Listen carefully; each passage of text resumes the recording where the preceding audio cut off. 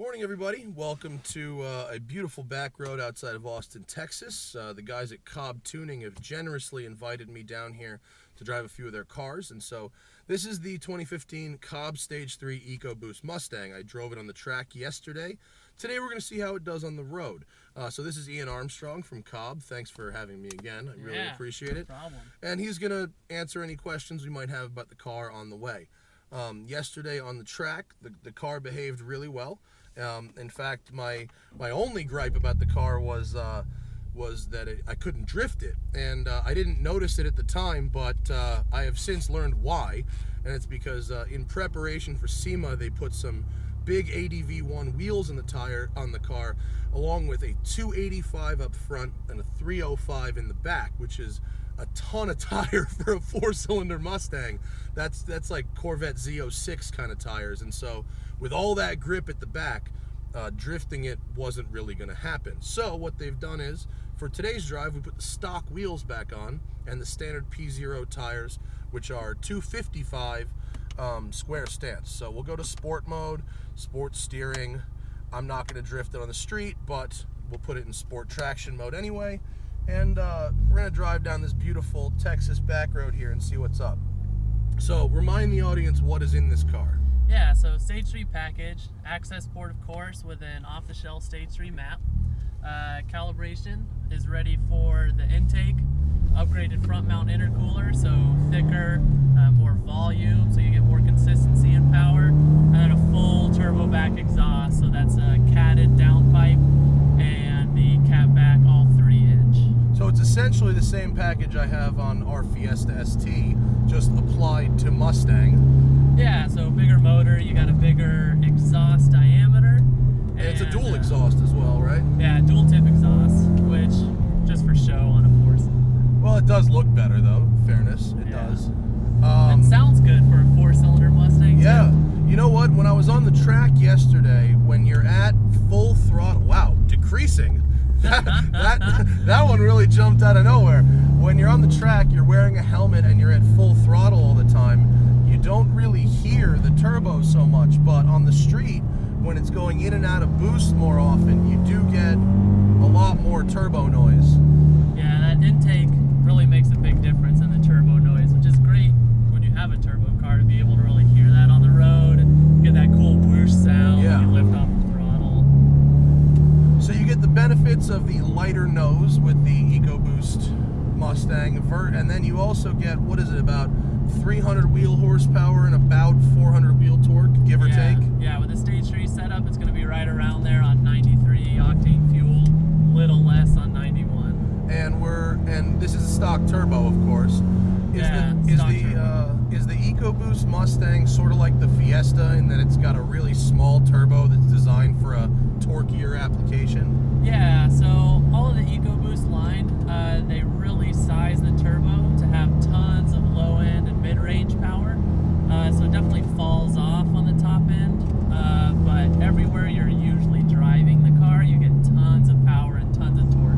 Really strong mid-range, and actually on the track I found myself a gear higher than I thought I would be to take better advantage of that low and mid-range power. Yeah, so when we had our Cobb track day, we took out this car, and I told one of the guys as I was instructing, just leave it in 4th gear and get used to the track, because you'll have plenty of power everywhere. Yeah. He couldn't believe it, but he definitely did. This is a great road. I love this. Oh yeah. Okay, you see, even without drifting, I could feel the back end did want to come around a little more. I mean, going from a 255 to a 305 is a massive difference in tire, and it did look cool. It did look cool, and it did have a lot of grip, but by switching to a staggered stance, it actually did accentuate a bit of the understeer versus this one, where you could probably just, bring the back around really nice. Yeah, it's too bad they look so ugly. What are you gonna do, right? Yeah. This has the Cobb shifter knob, but this is a standard shifter otherwise, right? Yep, totally stock shifter. It feels good. Cable actuated. The Ford cable shifters are actually really nice. It does feel like a linkage shifter and not necessarily like a cable shifter. Yeah. Still, it's not as good as the Tremec in the 350, which is really like bolt-action rifle stuff. But now on the road, you know, the track slows everything down. You know, on a car, especially, to mention again, the Fiesta ST, on the road is a monster. But on the track, you know, a bigger, heavier car with more power will be faster. Here, it's the same story. You know, on the track, the GT will be quicker. The GT does still feel a bit quicker. But out here, you realize, man, this is actually a lot of car for the road. Oh, yeah.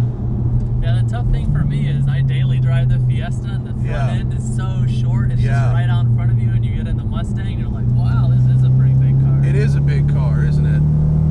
It sounds nice and tunery. Really cool. Yeah, so all the Fords have the sound imposer, and this one is actually through the speakers in the car. Is it? And so you're getting a combination of the exhaust sound and the sound imposer sound while you're in the cabin. But I'm hearing very real turbo noises. Those turbo noises are not speakers. Yeah, that's the turbo actual noise is all from the intake. Heel towing, super easy. Power delivery, right in that middle, from 3 to 5, you've really got a nice shove. Even though the brakes are stock, they've held up. Have you done pads and fluid or any of that, or is it just standard all stuff? stock brakes on this car. The brakes have held up really good. I mean, even at the track yesterday, I wasn't getting a lot of fade or anything like that. Yeah, they do a really good job from the factory on the more enthusiast-oriented Fords. Yeah. The steering is a bit lighter with the standard size wheels than it was yesterday, and yeah, really good balance. Yeah. When I reviewed this car stock, it had really good balance. The standard one I drove had the automatic, which stunk. The manual is much better. And actually, driving home from the track yesterday, I drove this car back to the hotel, and I just out of curiosity took it easy on the freeway. 31 miles per gallon. Yeah. Not bad. Yeah, the Ecoboost motors they're really cool. I never thought I would own a Ford. We're in town. Yep, Time to go back the other way. Yeah, a lot of people that didn't think that Fords would be for them are down with the turbo motors for sure. And actually, I was driving it around. I drove it like through the town of Austin a bit last night as well. I went to dinner, and 20 miles per gallon in the city. Yeah. So not bad. Yeah, really great for a car that makes 400 pound-feet of torque. Yeah. It is a you know, a true dual personality kind of deal. And so, what does this if I handed you a stock Ecoboost Mustang, what does this package retail for?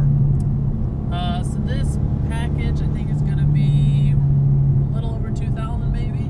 So all of this stuff for $2,000, the intercooler, the exhaust, the access port. Yeah, and it's all bolting in factory locations. You're not modifying anything or changing anything too drastically to make it fit. It's all, you know, stock turbo piping locations, or the intercooler or the intake is going to bolt up with all the factory mounts, and so it's easy to install. It's meant to be plug and play, and all you have to do is just flash the proper map with your Accessport, and you get this kind of power. You don't have to have a custom tune. You don't have to put the car on the dyno or anything like that.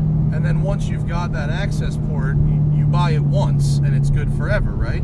Yeah, exactly. So we send out updates, so you can update it anytime you want, and you can use live gauges. So right now we got a shift light going on in the car, and you can see individual cylinder timing correction. So you'll instantly know if you have a bad tank of gas, because you'll see that it's pulling timing in all 4 cylinders or something like that. So it's it's a tool just beyond flashing the car. Let's say someone has multiple Cobb tuner cars. For instance, we've got the Fiesta ST now. I'm getting the Focus RS. Can I use the same Accessport for both cars? So the AP can only be installed on one car at a time. Okay. And we do have different part numbers for different ranges of vehicles. So typically, the AP for the Focus and Fiesta is one part number, and for this Mustang's a different part number.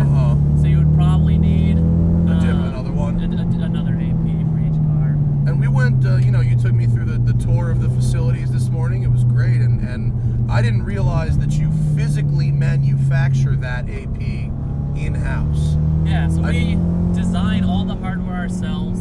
We manufacture it in Austin, the board. So it's pretty cool, you know, cool that we get to see all of that happen right in-house. So I can just walk to the back and be like, oh, hey, they're making shift knobs. We're programming Accessports today. Well, I figured, you know, you guys had outsourced that hardware somewhere, but that's not actually the case. Yeah, I mean, you know, a lot of people are like, oh, why don't you have a touchscreen Accessport? And, you know, they're not easy to use while you're driving the car. Yeah. The buttons work well. And when we design our own hardware, we can make the Accessport do what we want it to do. And so, you know, your phone, if it was touchscreen, wouldn't it be a lot more expensive too? Probably so. Yeah. This thing is cool, you know, when you're going in and out of boost like you would be driving on a road like this, it really does accentuate the turbo-y sounds and the balance of the car in these lower speed corners. And you know, I'm not sure that if you're going down a road like this, it probably is just as quick as the GT. It's only when you're at track speeds and you've got the engine way at the top of the power band does that V8 really. Look at that great corner. Yeah. I love the rolling hills here. I mean, this road is spectacular. Especially right now. Yeah, with nobody on it. It's great. All to This is myself. pretty perfect. This is going to be a popular package. I mean, the Ecoboost Mustang, I call it a great starter car. I know a lot of parents aren't buying $25,000 Mustangs for their kids, but nevertheless, I mean, if you wanted to start with something very manageable and work your way up, as opposed to starting with the V8, you know, you save yourself a lot of money. Yeah. I mean, yeah, you're gonna save money, initial purchase price. These are easy bolt-on parts. You're still gonna get tons of great power, and you're probably gonna save money on insurance too. Yeah. If you don't have a GT. and are there other parts like beyond this coming down the pipeline? Are people doing big turbos yet on these things? Yeah, so we've definitely seen big turbo stuff. We have a lot of our pro tuners that can make a custom tune for the Accessport. They've been doing big turbo stuff where it's like 500 wheel horsepower in an Ecoboost Really? Mustang. Oh, that's Yeah. got to be great. But but then your power band becomes the more traditional top end big power, and you lose that kind of torque shove, right? Yeah, exactly. So there's always that trade-off. And so if you're gonna take an Ecoboost Mustang to the drag strip or shift sector events or something like that, and you want all that top end, then get a big turbo and get a tune. Have you seen these things that are running in like the 12s yet? What are these? Oh, running they'll in? run 12s with just.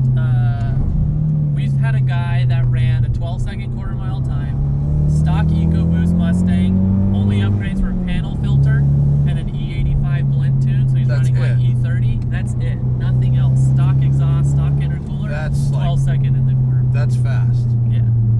At like 110 or something. And so the Accessport, you get custom launch control. We have throttle cut launch control, ignition cut launch control. Super easy to activate so that you can get. Wait, can I do a launch in this? Does this have launch control? Yeah. Do you know how to do it? Yeah. You just stop. Let's find a quiet straight section, and let's see if we can do it. I'm down to try that. Our Fiesta ST has launch control. Yeah. Okay, this will do.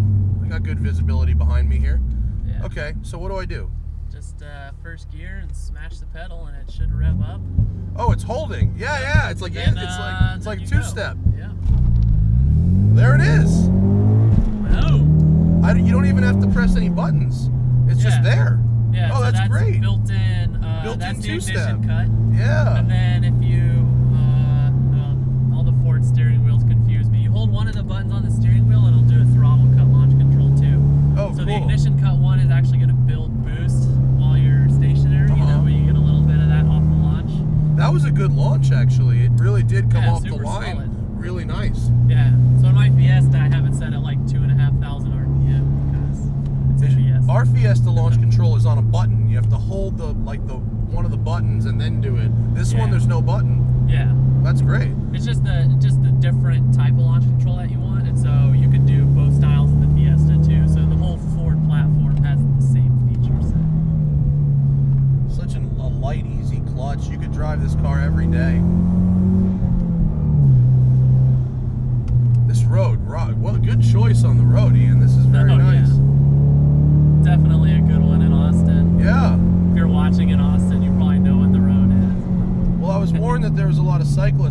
apparently that's just weekends.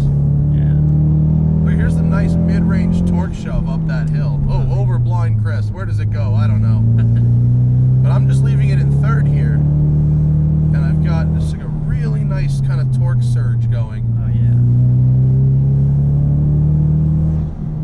You know, I like this car a lot. And it was fun on the track. I like it better as a road car. I mean... Yeah, this is a great car that you could drive all the time and have tons of fun in. It's sort of like the new Silvia a little bit. I mean, yeah, it's heavier and it's bigger, but, you know, same idea. Turbo 4, rear-wheel drive, limited slip diff. Yeah, there's no other Turbo 4 that's rear-wheel drive you can buy right now. That's a good point. There isn't, is there? No. Lexus is coming out with one, the 200T. Yeah. But that's, you know, that's still going to be 35 grand. This is really nice. Yeah. And it doesn't really seem like you lose anything. It seems like it's got all the things that the car has from the factory and just a little more shove. Yeah, I mean, the best thing, especially like the new turbocharged direct injected motors, is you can tune them, you can make more power, and when you're just cruising on the freeway, it's still super efficient. Yeah. So you're not losing any miles per gallon, and we can make it more efficient because you can run direct injected cars a little leaner on the freeway. Yeah. So there's no downside. More power. I would agree with you. And everything. Yeah, I would agree with you. I would say, you know, if you wanna get the car sideways and have fun with it that way, keep the stock size tire. That's the only recommendation. And if you want to go drag racing or get more grip, you can fit bigger tires, and you can do that. So you can choose your own adventure when it comes to that. Thanks, Ian. Cool, Thank you to you and all the people at Cobb for having me down here in Texas. Yeah, the cars were fun. The Porsche was nuts. This thing is great, and now it's time for me to get on a plane and go back to California. More one takes from the west side coming soon. See you later.